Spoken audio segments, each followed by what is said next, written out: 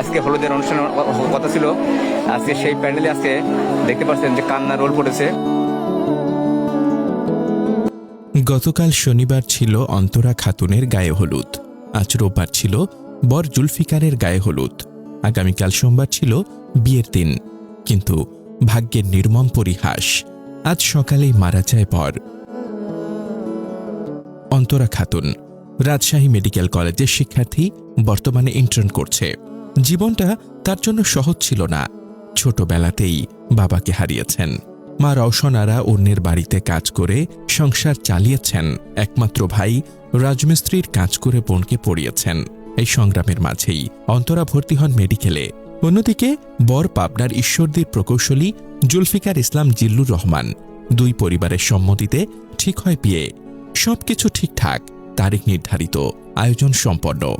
গতকাল শনিবার অন্তরার গায়ে হলুদ শেষ হয়। বরপক্ষ এসে মিষ্টিমুখ করিয়ে যায়। রোববার সকালে বরের গায়ে হলুদ হওয়ার কথা। পায়েস রান্নার জন্য নিজেই গাড়ি চালিয়ে দুধ আনতে বের হলেন বর জুলফিকার।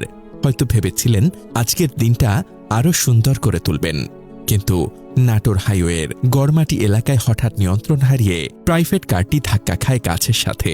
তারপর পাশে দাঁড়ানো ট্রাকে। মুহূর্তেই দুমড়ে মুচড়ে যায় গাড়ি।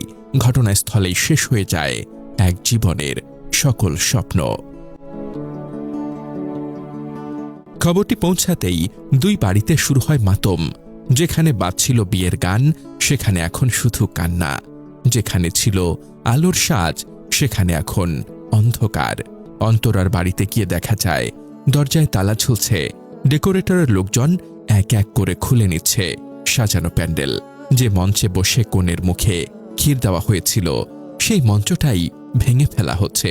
কেউ আর সহ্য করতে পারছেন না এই দৃশ্য। চাচি রোজিনা বেগম চোখে জল নিয়ে তাকিয়ে আছেন ভাঙা মঞ্চের দিকে। গতকাল রাতেই তো বরপক্ষ এসে মিষ্টিমুখ করিয়ে গেছে। আজ সকালে ক্ষীর দেওয়ার কথা ছিল, কিন্তু তার আগেই এলো মৃত্যুর সংবাদ।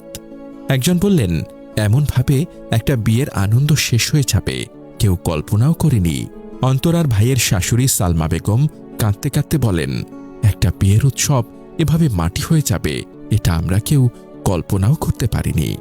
অন্তরার চাচা আব্দুর রহিম কোনো কথা বলতে পারছেন না, শুধু দীর্ঘশ্বাস ফেলছেন।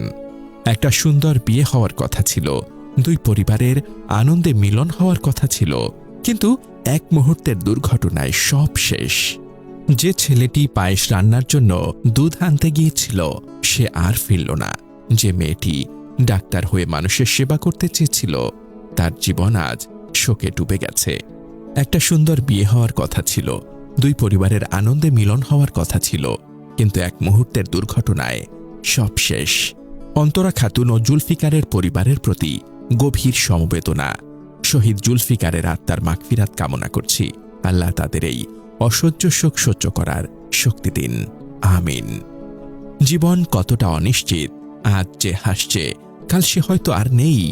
তাই যতদিন আছি ভালোবাসা দিয়ে বাঁচি।